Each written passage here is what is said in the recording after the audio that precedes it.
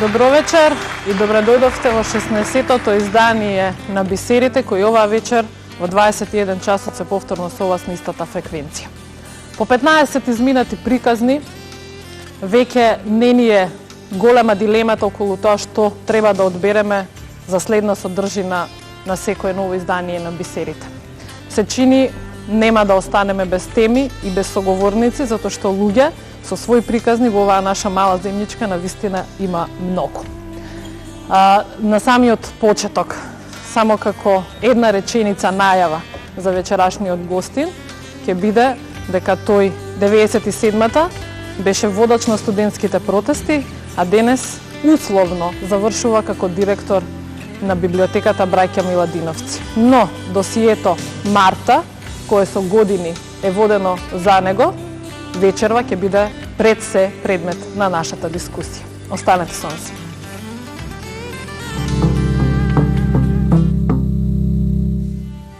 И така, без многу филозофија на почеток, Филип Петровски. Добро вечер.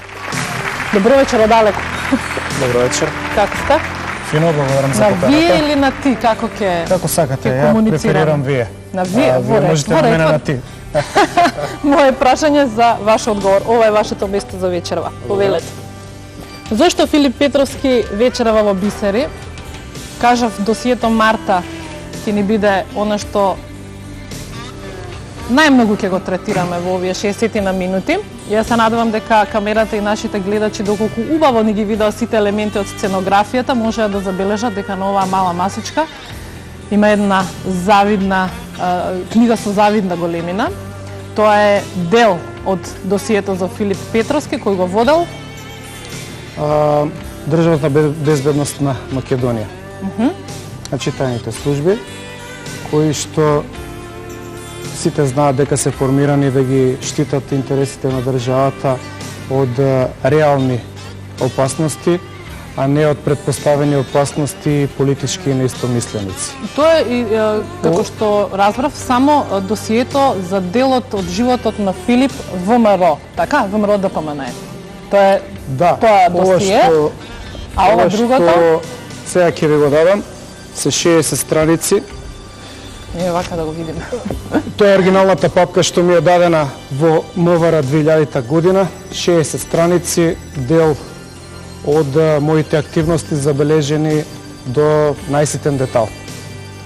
Имено, она што го правевме како студенти, протестиравме, правевме некои студентски напори согласно нашите студентски уверувања, политички уверувања, партиски уверувања, а секако во склоп со уставното уредување на нашата држава. Таму се третирани како опасност за државата, како македонски екстремизам и преку тие страници може многу лесно да се види, да се дознае како тие служби работеле во интерес на една партија. Тоа е заклучокот после.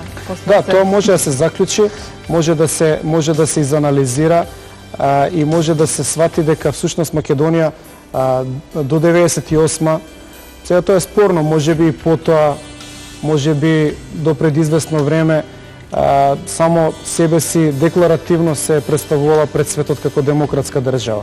А всушност водела досија за нејзини граѓани, за студенти, за луѓе кои што се неистомисленици на тогашната партија на власт, само затоа што се неистомисленици. Ова доаѓа во твоите раце? Ова дојде досие во мои раце согласно законот за отворање на политичките досие во 2000 година. И морам бидам искрен, јас 2000 година го дадов на Македонија денес и тоа беше објавено во 9 продолженија од А до Ш, како што го имате тука, меѓутоа не предизвика поголем интерес и немаше поголеми реперкусии за тие што ги водеа досијата. Мене ми интересира еден друг човечки момент. Ние ќе одиме со некои детали, овде има многу, таму уште повеќе. Значи човечкиот елемент, како некој, конкретно вие, се чувствувавте кога видовте што се некој правел, односно до кои се ситници од вашиот живот евидентирал? Кој беше човечкиот момент? Знаете, шок, ова нервоза, може да биде, омраза? Ова може да биде не се 100 моменти, тоа стануваат делови од животот кои што ја менјаваат свеста. Знаете, луѓе ја влегуваат после вакви сознанија во параноја. Се доведува во прашање искреноста на било кој контакт. Си помислувате дека некој доаѓа да контактира да биде во ваша близина затоа што некој му дал налог, а за тоа постојат документи во другава папка дека постоеле луѓе кои што разговарале со мене, кои потоа разговорите ги пренесувале, односно ги ставале на хартија и така всушност направиле еден многу прецизен дневник за тоа што ние сме правеле во одреден период од животот. Сега реперкусиите излегуваат надвор од собствената личност, затоа што ние се дружиме. Сите ние имаме семејства. Во оперативните планови кои што се подготвувани, инволвирани се и нашите блиски од семејствата, исто така и блиските контакти, пријателите и другарите. Така што е постапувано по многу линии во сите насоки и инволвираноста на апаратот едноставно зачудува. Што најмногу ве измести од место кога прочитавте? Кој дел? Ете, апсолутно отфрлам дека некој може и смее било кого во Македонија да му води досие за македонски екстремизам. Знаете, да водиме досие за некој пакистански екстремизам во Македонија, државата случајно изберена, карикирам, или конгоански екстремизам во Македонија, тогаш би било интересно да кажеме дека ете државните служби ги штитат државните интереси од некакви странски влијанија и го штитат уставниот поредок. Меѓутоа, да водите досие за студенти кои што со завриена крв и идеалистички погледи на светот сакале нешто да променат во оваа држава преку обичен протест, за мене е апсолутен нонсенс и неприфатливо. Уште повеќе што делот тоа досие покажува дека тие служби и вршат политички констатации.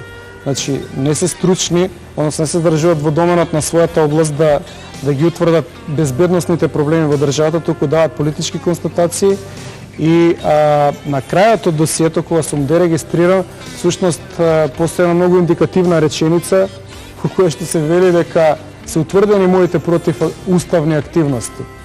Сега се доведуваме во една многу неизгодна состојба. Ако се сложиме дека е тоа така, јас ке требаше да бидам гонет кривично и веројатно да завршам во затвор. Но вие бевте во тоа време сте пратеник, така? Јас во тоа време бев веќе пратеник во парламентот на Република Македонија и мојата констатација е дека тоа досие, односно таа завршна белешка е излез надвор од противуставната и противзаконската позиција во која што се нашле тие луѓе. За да се извлечат, да го затворат тоа и да најдат оправдание зашто го работеле повеќе од година и половина. Евидентиран сте под името Марта, така и реков досие Марта. Веројатно под предпоставка почната е работата во март и затоа го добивате тоа уметничко име во случајов. Ни треба жив пример, ако треба ќе ви ги дадам овие во рака да чисто буквално бидејќи се водени и во диалошка форма и така натаму да одберете парче кое што најмногу ве остави без текст кога го видовте. Има такво? Да прочитам, може секако. Има многу парчиња. Има многу парчиња, само дозволете да најдам. Го одберете. Дозволете да најдам. Ајде. Ќе прочитам делови од 3. Ајде. Од 3 документи. Да видиме тоа драмски изведено. И тоа хронолошки не ме бива баш за драма. Меѓутоа драмата е во овие листови и е, верувате, голема драма. Значи, ова е белешка, предлог значи за заведување во оперативна обработка. На лицето Петровски Филип, студент на Филозофскиот факултет, и се дава идеја да се водам под името Марта. Сега, во овој предлог се вели дека расположивите сознанија кои се оперативно потврдени, значи сами на себе си потврдуваат, и веќе 3 зборови подоцна повторно се користи зборот потврда, значи некоја тавтологија која што извел прилично неписмен човек. Се вели дека оперативно потврдени сознанија недвосмислено го потврдуваат фактот дека Петровски се пројавува како еден од главните креатори и организатори на екстремни активности од позиции на македонски екстремизам на нашето подрачје пошироко. Ова реченица изобилува со невистини, изобилува со глупости, политичка обојаност, идеологијата се гледа и зачудува што овој што го предложил инспекторова добил согласност од началникот на градот каде што живеам и добил согласност од началникот на ДБК на ниво на Македонија.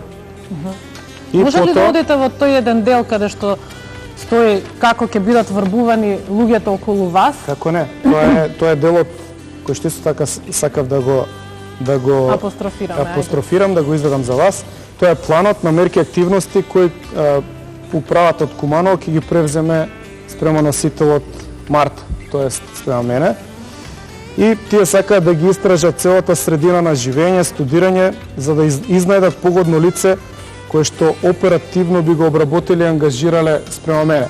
Значи, тоа е преведено вака во нашински муабет, да најдат човек кој што ќе биде во моје обкружување, близок до мене, а ќе кодочи во ДБК. Или ќе ме намести? Не сме дојдени до тоа. Ќе бидат и ќе изготват преглед на истомисленици, за истите да биде извршено целосно оперативно проучување и селективно ќе биде применета мерка обавување на разговор со дежнение на нивно ангажирање. Значи да се прошири целиот круг, секој што за среќа или за несреќа се дружил со мене, може да стане истиот дел на обработка на тајните служби. Ќе биде изнајдено погодно место заради формирање на база за обсервирање на пунктовите каде се собират истомислениците на Марта заради нивно откривање и фотодокументирање.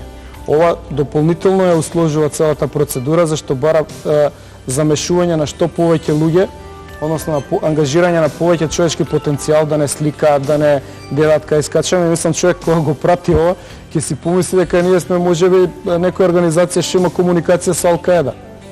Ние сме биле студенти кои сме збирале можеби во некои студентски домови, кои што сме пројавувале политички активности, зашто не затоа што не сме криеле дека сме членови на партија, или кои што сме оделе во некакви кафичи. Тоа се пунктови.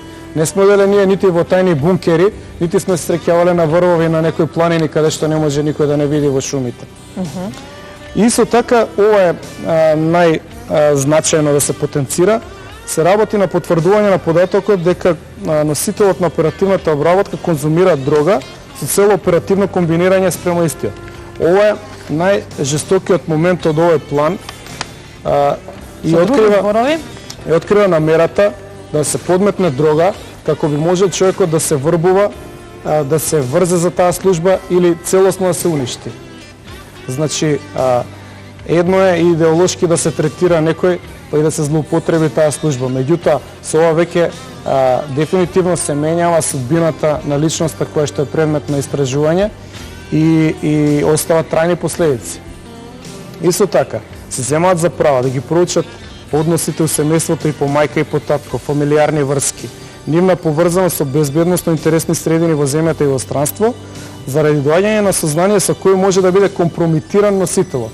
Службата во овој документ кој што има потврда за веродостојност од МВР признава дека компромитира луѓе кои што не им се допаѓаат и кои што на било кој начин не се погодни или интересни за нив, односно нивни поддржувачи. Исто така, они анализираат луѓе кои што биле во моја близина во прилично дискретна форма, така што не се знаело дека комуницирам. Се дале за право да ги анализираат нивните семејства, да ги наведат матичните броеви. Од оваа перспектива воопшто немавте насетено дека околу вас за време на тие протести има кодоши? Гледajte, протестите стануваат доста интересни затоа што сега се навршува 10 години од нивното одржување и гледам дека многу политичари, политиколози, професори, слободни мислители во општеството сакаат да ги коментираат. Несомнено стана еден момент на некаква пресвртница во општеството. Ја нема да кажам дали биле добри или лоши, затоа што тоа би било субјективно говорење од моја страна. Меѓутоа ќе кажам, ние бевме млада група на луѓе, која што група имаше некаков идеал. Не знам дали бил лош или добар, тоа историјата го проценува. Но ние за тој идеал стоевме, го работевме и не се осврнувавме зад нас. Тоа буквално значи дека не сме гледале дали некој не следи. Ние не моравме да мислиме дали некој пишува за нас досија, полицијата беше подготвена физички во униформа, видливо да се пресмета со нас.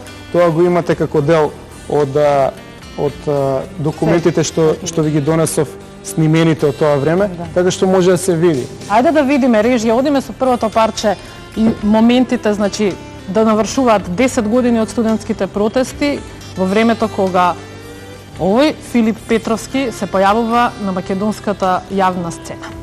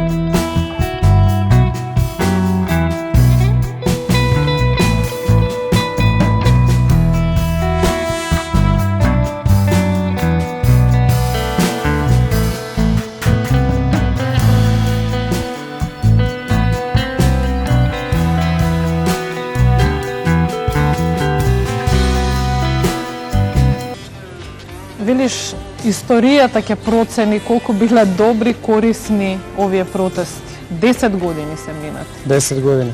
Вашата проценка? Мојата проценка се базира на она што сега го видовме. Јас лично верувам дека една слика е еднакво на 1000 зборови. Ние како народ, како нација имаме една мана што многу брзо забораваме. И токму затоа со една екипа на луѓе решивме да ги погледаме известувањата кои што ги имаше на тогашните медиуми, на вестите и да го направиме ова мало подсетување, да видиме како тогаш беше. Вредеше ли ова полициско досие? Ако бил толку страшен тој настан за државата, тогаш веројатно за тие што мислеле дека како служби за заштита на државата, но тоа веќе со овие идеолошки моменти е еднакво за заштита на партијата, тогаш веројатно за нив било оправдано. Предпоставувам дека се плашеле дека на овој начин Македонија ќе се демократизира и ќе ги загубат своите позиции. Затоа што станува збор за 97-98 година, а тоа се 8 години од формалното демократизирање на Македонија и воведување на повеќе партиски парламентарен модел, систем. Значи, повеќе партии, поделба на власта, промена на власта, меѓутоа тоа само формално и во читанките како би требало да изгледа државата.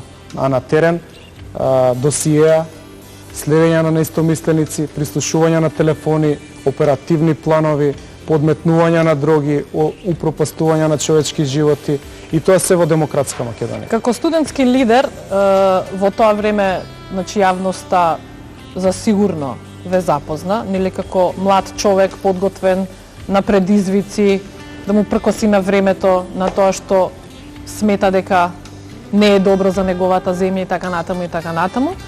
Во природниот некој тек на животните случувања станувате и лидер на младите на ВМРО ДПМН, станувате и пратеник. Ке речам, една од главните, можеби, фигури во тогашниот состав на ВМРО ДПМН, кој за волја на вистината таа 98 веќе ја освојува официјално власта во Македонија. Бидејќи Петровски ревносно си го документира, веројатно, собствениот професионален и животен тек, јас ќе замолам да одиме веќе со следното парче, бидејќи тоа би сакале да ни биде вовед во веќе следните минути разговор. Режија, одиме.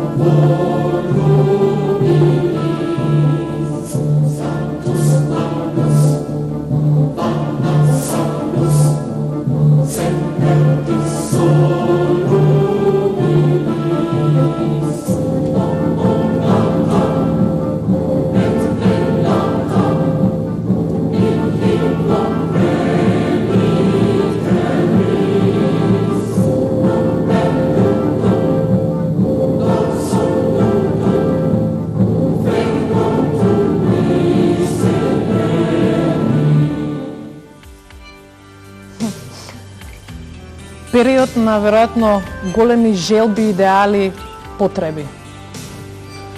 Има еден термин на англиски Great Expectations, големите очекувања. Мене во протестите и после протестите лично како поединец, веќе сакаме да ја допреме таа димензија, таков е типот на емисијата.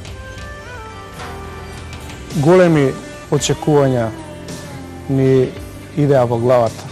И тоа не зборам во лична перспектива, туку зборувам во една национална патриотска перспектива.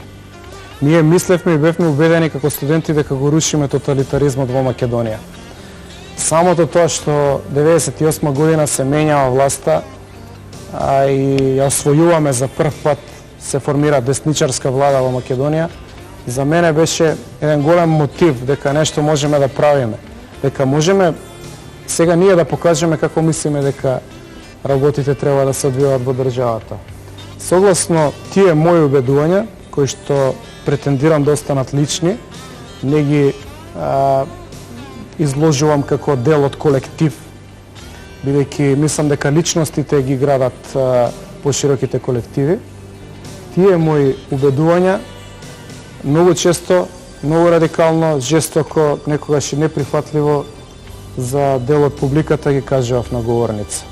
Не ви се чини дека таа ароганција или безобразие кое што го имате... Што ја подкрепувате ароганцијата? Кажете ми пример. Начинот на настап. Збориме за начинот на настап кој што... Не сложувам. Нема ароганција. Мислам дека беше еден од елементите кои што не мора да ги иритира пратениците, ја иритирала пошироката јавност. Не е така.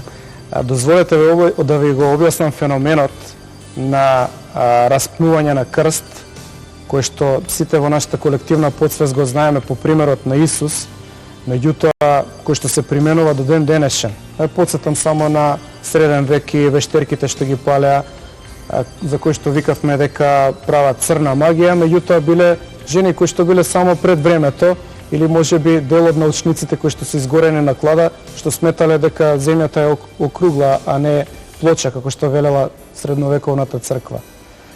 Откако се создаде во општеството една слика дека во ВМРО има некои лоши луѓе, подкрепено со партијата која што тогаш падна, СДСМ, а поврзана со тајните служби и поврзана со новинари кои што се на платен список на таа партија, еве тој до ден денеска трае, се сеќавате на случајот Фабрика. Значи се создава една идеална подготовка ако некој ви пречи да го отсликате како сакате. Тој може да биде и пристоен, и тивок, а вие да утврдите или да дознаете преку муабети кои што се индиректни, кои што се пласирани прво во печатени медиуми, а потоа превземени на радио, па потоа презентирани на телевизија, дека всушност станува збор за bad guy. Јас ќе си дозволам уште еден документ да покажам. И тоа е подкрепа на моите тези. Во последно време работам со објавувањето на книгите и со моето присуство на интернет да покажам дека ваквите методи може да се разобличат не со тоа што јас ке се бранам, не сум бил таков, туку со презентирање на корпус деликти. Може јас да го покажам, вие да го коментирате? Ајде. Значи, на овој документ се гледа, ова е веќе надвор од моето досие, ова е досието на ВМРО ДПМН, кое што можете да видите, тоа е ова, е прилично големо, а моја предпоставка е дека е само еден дел од многуте томови. На овој документ што вие го покажувате може да се види под број 4 моето име. Значи, едни од најголемите и најопасните луѓе за таа структура се лоцирани. Сега, ВМРО беше, како што беше исследувано, Лјупчо беше прогласуван за луд, дека е тепал жена му и дека го кршел секој ден својот кабинет. Доста Димовска беше дежурниот бугараш, а Филип беше дежурниот проблем чайлд, човекот што правеше проблеми постојано во општеството. Имено, може да го сакаме во оваа емисија да именуваме луѓе од другата страна, кои што имаат многу проблематични однесувања, а не биле распнувани на крст. Значи, не се бранам себе си, туку сакам да ви предочам дека постои спрега на партија, на државни структури, ресурси од државата и новинари кои што делуваат во создавање на една општа слика. И претпоставам дека многу луѓе нема да бидат убедени. Мојата намера не е никого да разубедувам, веќе ми доја преку глава да се правдам, не се правдам на никого. Само сакам да кажам дека моите ставови како одговор пред историјата и како одговор пред следните векови, следните генерации ги објави во книги и тоа за мене доволна сатисфакција. Значи немало незрело Имало. однесување. Имало. На говорници. Меѓутоа, не можете вие незрело однесување да го прогласите за државен проблем број 1. Не зборам за вас како личност, туку зборувам за она што во општеството се доведе до една платформа на општо масовна хистерија. Филип Петровски. Да. Водач на студентски протести и пратеник подоцна. Значи студентски лидер на ВМРО ДПМН. И за време на студентските протести многу ликови околу Филип Петровски кои денеска се уште добро котираат во партијата и се на позиција, за разлика од Петровски кој што за мене, како што кажав на почетокот, условно завршува како директор на библиотека. Нешто што за мене не е природен пат на некој што тргнал така силно на самиот почеток. Ќе дојдам до библиотеката, тоа е едно поглавје што е за мене многу интересно и за тоа сакам да зборувам. Добро, не се имаме 4000 книги и многу ја сакаме книгата, пишуваме, твориме и ќе твориме. Нели директор на библиотека на некој што бил лидер на студентски протести не е некоја функција, сакам да кажам. Прво, да разјасниме уште една мака што сите ние си ја носиме кога зборуваме за овие работи. Кога ги правевме протестите, ништо не очекувавме. Јас не очекувам ни пратеник да бидам, не очекував нити поместување во структурата на ВМРО. Меѓутоа, некои работи се синхронизираат во природата и добиваат свој тек. Без разлика што некој пат тој тек е добар, некој пат тој тек е лош, некој пат е побрз, некој пат е поспор. Можам да се сложам со констатацијата дека сум завршил во библиотеката, меѓутоа би ја дополнил со тоа на сопствено барање. Јас барав да дојдам во таа библиотека затоа што мислам дека има работи кои што можам како идеи да ги реализирам, кои што би биле корисни за таа библиотека и сите незини корисници. Но тоа е далеко од тоа што е политика. Па И некакво влијание. Понекогаш човек се соочува со дилема дали може во политиката воопшто да се постигне влијание. Јас ги видов сите нивоа. Бев пратеник на врвот на ВМРО ДПМН, бев генерален конзул на Република Македонија и сега сум во библиотеката. Владко Ѓорчев би беше само обичен асистент, дел од средношколската екипа на протестите, денеска Ѓорчев е пратеник. Па да, денеска Вие сте Ѓорчев е директор на пратеник. библиотека. Гледате, не може тоа да се спореди, нити сакам да правам споредба, секој со својот крст на чело. Ја мислам дека он има услови да биде добар пратеник и избран е од народот, поддршка добил преку партиската структура, му посакувам се најдобро. Мојот пат може би прерано, може би на време се одвил така како што се одвил. Јас дојдов на оваа возраст во состојба да сметам дека треба да се занимавам со пишување на книги, со коментирање на општествени текови, со оставање на некоја трага, документирање на некои работи и уживам во тоа што го правам.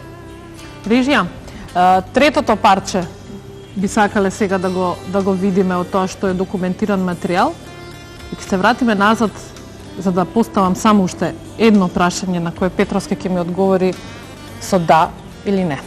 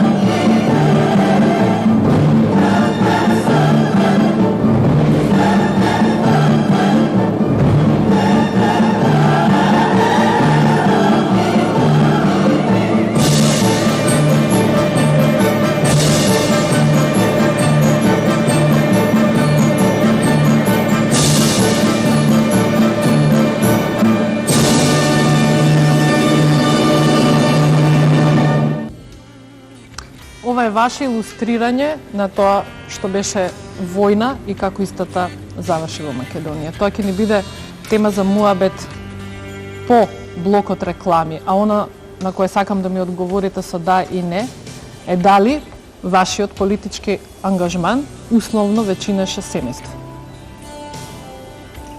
Да. Одиме со блокот реклами па ќе чуеме зошто е тоа така.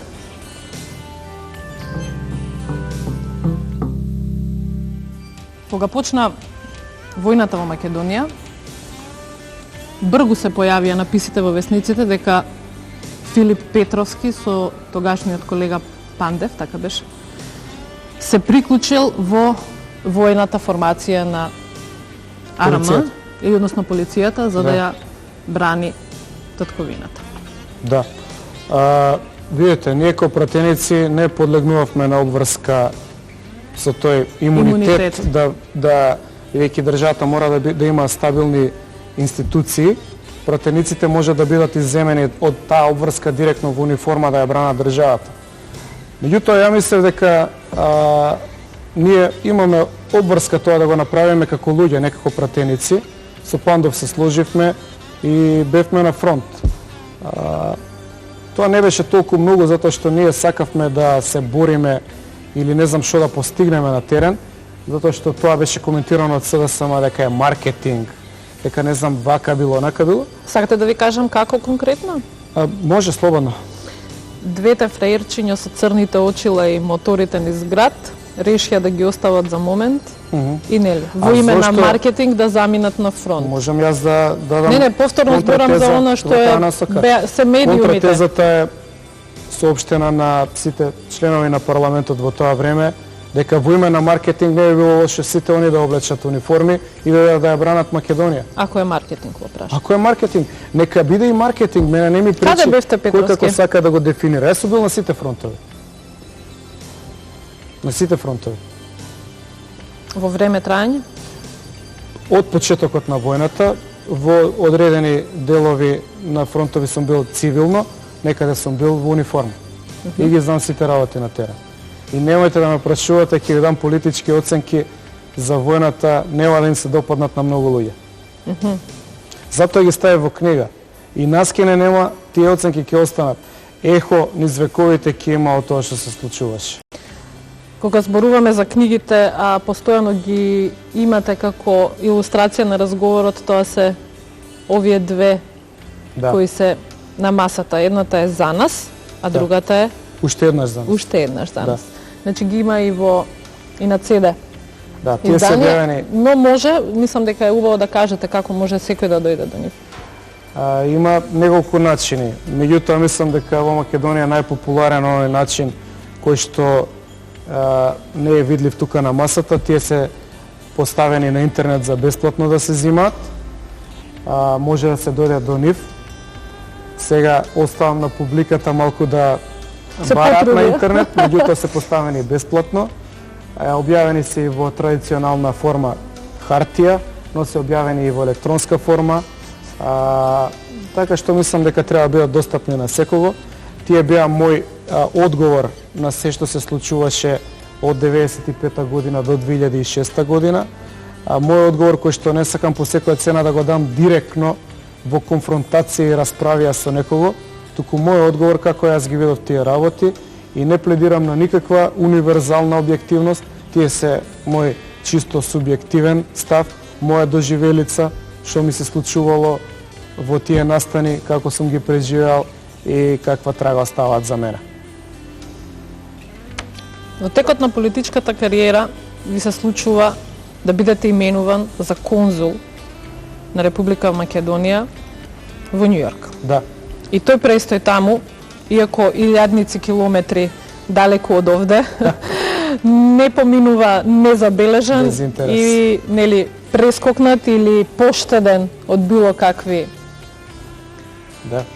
афери, да ги наречам.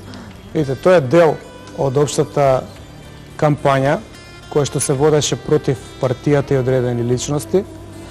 Јас го сваќам после известно време, сега кога можам да ги сумирам материјалите кои што ги имам како корпус деликти пред мене, го сваќам само како дел на таа структура која што немала друг начин.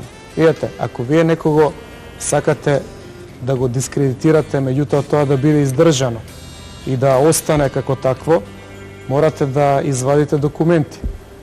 Знаете, тука се пишуваше се и се што по весниците, јас можам да ви образложам во 3 реченици шемата како тоа се прави.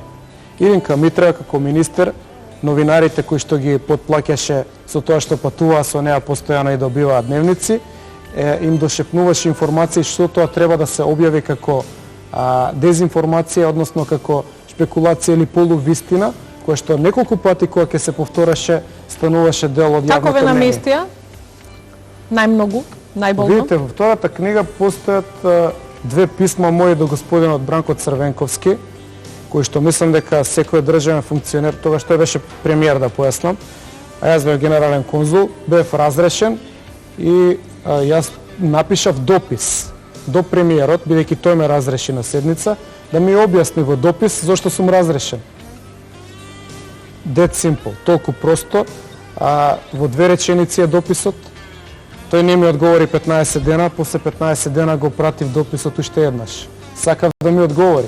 Ете, нека ми одговори дека имам голема килажа, дека немам убав лик, дека сум се степал некаде, Добро, дека сум украл возило.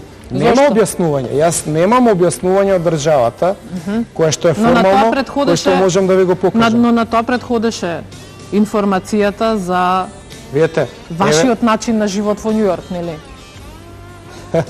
Ама како да го подкрепиме тоа? Не, зборувам Јас да ме можам само подсетите Јас можам само да се смеам на тоа, дека сум се написот, тепал по кафани. Гледате, така бе. Нью Йорк се снима 24 часа 7 дена во неделата и не сакам ова да го разбере никој како оправдување, затоа што не се правдам на никој. Ако нешто сум направил што е спротивно, ќе постоеше запис. Знаете, јас бев конзул во Нью Йорк после нападите на Нью Йорк и после рушењето на зградите. Таму не може мува да прелета да не биде забележена. Таму постои таков ред, таква дисциплина и таква функционалност во општеството што само можам да посакам Македонија еден ден да биде таква. На остров кој што има големина, Менхетен е остров кој што има квадратура како Скопје, има 20 пати повеќе луѓе него во Скопје и замислите како е да ги организирате тие луѓе да бидат во функционална средина. Но човек го наместиле, веројатно човечки да се прашате зошто тоа никој не го прави. Јас побарав да се објави корпус деликти. Не, еве немате одговор, но самиот на себе ќе си кажете дека одговорот лежи во ова досие. Одговорот лежи во заговорот да се симне десничарската влада по секоја цена во Македонија од власт и да се реетаблира, реинсталира поредокот и партијата која што ги штити тајните служби, кои што можат да дивеат во општеството и да разбиваат секоја различно мислење. Да се вратиме на она да како одговор. Да. Дека веќини семејства. Во време, токму во времето кога сте во Њу Йорк, во вашето семејство во Македонија се случува нешто што денеска веќини да немате секојдневна комуникација со вашиот брат. Така е. Ова може би ќе земе неколку минути, меѓутоа е прилично илустративен пример како мафијата во некои служби инсталирана може да растури цело семејство. Додека постоеше хистеријата која што беше промовирана и траеше цело време за тоа дека јас не знам што правам во Њу Йорк, дојде промена на власта на 15 септември, тој е познат, многу прочен и славен датум во Македонија, дојде СДСМ повторно на власт. Во текот на нивните пресметки за внатре партиско позицирање, тие извршија физички напад на вршителот на должноста за директор на царина. И тогаш брат ми беше киднапиран од Куманово во 5 сат Сабајле од полиција, без да биде покажан налог, беше изнесен од Куманово, што е спротивно на регулативите на полицијата, бидејќи жителот се приведува во сопствената општина. Моите не можеа 24 часа да го најдат каде е со адвокатите. Во меѓувреме беше испрашуван за политичка позадина на одредени работи. После 24 часа е пуштен, случајот не е заведен во полиција, не е покренато никакво обвинение, значи можам само да заклучам дека е користен за политичка пресметка и за добавување или конструирање на материјали што им требаат за внатрепартиската пресметка во СДСМ, но и за расчистување на она што им е проблематично како позиција што е инсталирано од претходната влада. Во исто време, додека моите не можеа да го најдат брат ми каде е лоциран, се појавуваат насловни страници во весниците. Значи, случајот не постои заведен во книгите на полиција како нивно делување, активизам или евидентирано дека нешто се случило па продолжуваат со прекршочна или кривична постапка. Значи, случајот се брише, не постои, од него се земаат политички изјави што е забрането да се земе, затоа што слободата на политичко уверување мора да биде заштитена. Оној што е криминалец нека одговара, меѓутоа оној што е политички издружен го има правото да се здружува, тоа лежи во уставот. Во исто време новинарите објавуваат текст во кој што текст насловите немаат никаква врска со текстот, а во насловите секако се наоѓам јас како проблематичниот кој што треба да се даде на отстрел. И добро, не е битно, јас сум се вратил назад, со задоволство и со голема одговорност се извршував таа позиција и никој со сила не може да биде на одредена позиција. Се заблагодарив на државата, на сите што има доверба во мене и сум подготвен секогаш да ги бранам интересите на Македонија. Проблемот е што реперкусиите се симнуваат на ниво на семејството. Така што брат ми еден ден ми рече, ја веќе не можам и не сакам да живеам во општество, се собра и се отиде во Африка и живеа 2 години веќе во Африка. И Што ви рече брат? неговите муавети се, јас не сакам ни да се вратам во Македонија. Пазите што произведува ова општество. Произведува луѓе кои што се млади луѓе кои што се незадоволни, кои што се тортурирани од државните структури заради сродство, било каква политичка поврзаност. Кој ти е крив што е брат ти конзул работава? Па добро. Во тоа време. Може така да се насмееме. Последното парче од документацијата на Петровски од времето кога работи како конзул и ќе видите пар ликови со кои тој е фотографиран.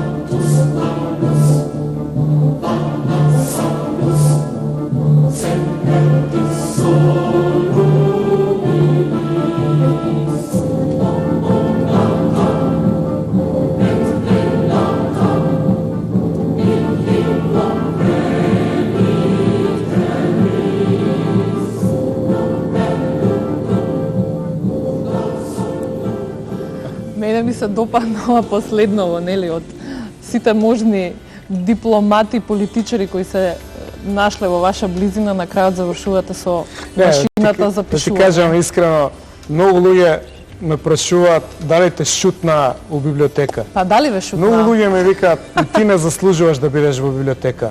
Мислам дека тука е една од главните фалинки на нашето општество. Па знаете ли зашто се западните цивилизации моќни? Целото знаење го чуваат во библиотеките. Фундаментот на едно општество лежи во библиотеките.